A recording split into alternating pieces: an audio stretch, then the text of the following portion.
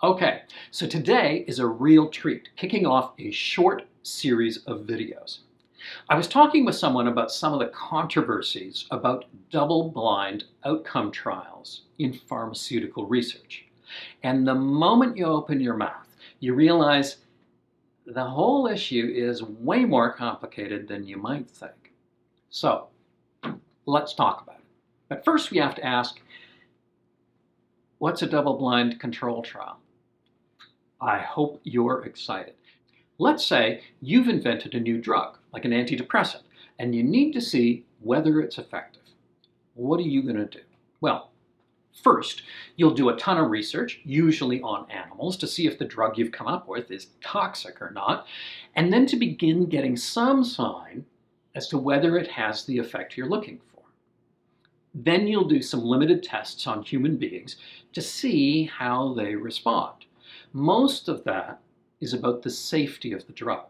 Regardless of whether it actually reduces depression or controls cholesterol or combats infection, we have to know, does it actually kill people if they take it?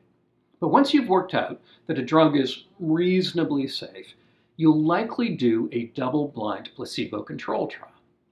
In fact, you'll do a bunch of these in different labs and different clinics to see if you get similar results. So how does that work? Well, first you recruit a bunch of people who have the condition that you're hoping to treat. If it's depression, you get a bunch of depressed people. You conduct a very detailed assessment on them to verify that they actually meet the diagnostic criteria for the condition. And in most cases, you want pretty clean cases. And that means that they are depressed, but they don't have a lot of other conditions like psychosis or diabetes or cancer that might muddy the waters a little bit. You want to see whether your drug really does something to depression. That means you'll screen out a huge amount of your volunteers and you will only keep some of them.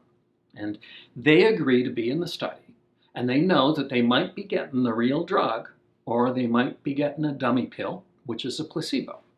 And then you'll randomly give them a code, and that determines which condition they're in. Let's call that A or B.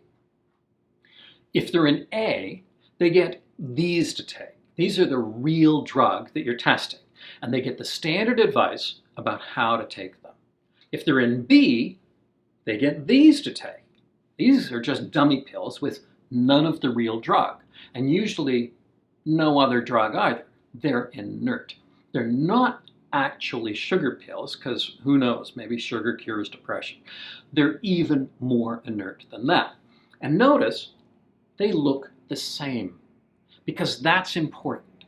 We're testing the drug against a similar pill with the same care, the same schedule, and the same look. It turns out that different colored pills give different levels of expectancy. If your real pill is a nice bright blue and the placebo is a dingy gray, unattractive color, and people respond differently, maybe they're just responding to the color and not the drug, or the size, or the shape, or something, whether it's a tablet or a capsule. They have to look the same. So the deal is the person taking the pill doesn't know whether it's the real thing or the fake. That's what makes it blind. And the person who's prescribing the pills, they don't know either. The person's getting 516. What's that? I don't know. That makes it a double blind. Neither the patient nor the prescriber knows whether the person is getting the real treatment. That's important because if I believe in this pill, I'll probably be more enthusiastic with the people who I know are getting the real thing. You getting something? Yeah? Even if I don't mean to. Most people aren't great actors. Then the difference between groups might just be the enthusiasm of the doctor, not the chemical in the pill. As well, a lot of the outcome variables are by physician ratings or ratings by other people on the team. If I know this person is on the real thing, maybe I'll think it's really significant that he now has a girlfriend. If I thought he was getting the sugar pill, maybe I'd think, well, whatever. I might try to be even-handed, but none of us is very good at that. So then we leave the person on the drug for a period of time, and then we evaluate them. If it's a cholesterol drug, we'll check their blood levels. Not much room for distortion there. But if it's a drug for subjective experience, like pain, or an emotional problem, like depression, it's easy to distort. So it's a big help that you don't know what this person is getting. And that's basically it. That's a double-blind placebo control trial in a nutshell. It's so simple, so elegant.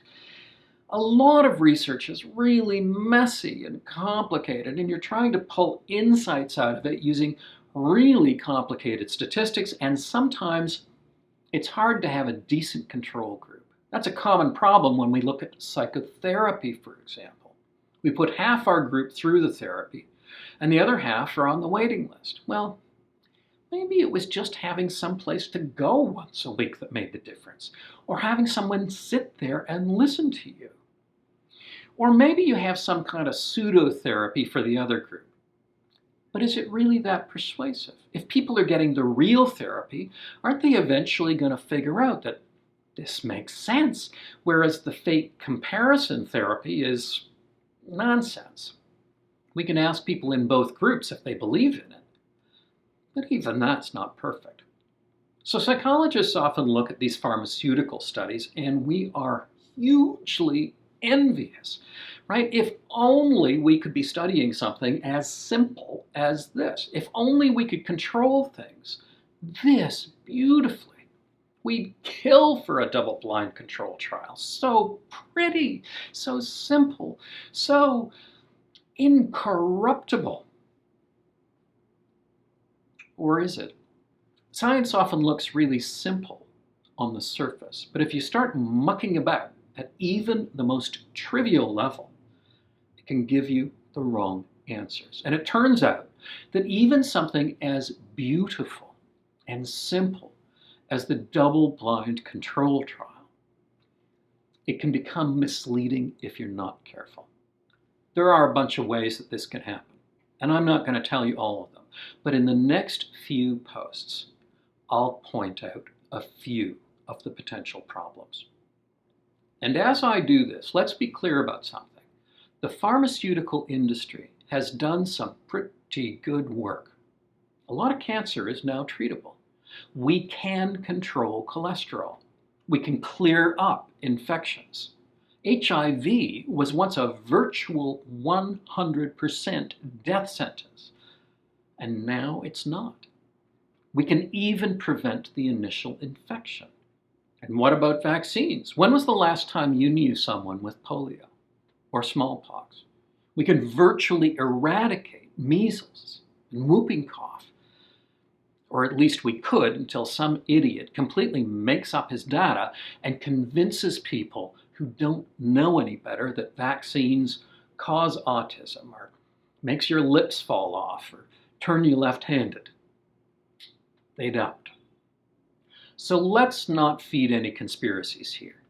You may be alive because pharmaceutical science exists, but that's why we have to protect the science side of that so that we can get those benefits. And it's surprisingly easy to foul things up, even something as elegant as a double-blind placebo-controlled trial. And in coming posts, let's see how. If you like some of these ideas, my book, How to Be Miserable, 40 Strategies You Already Use, is available from any bookseller, online or in person.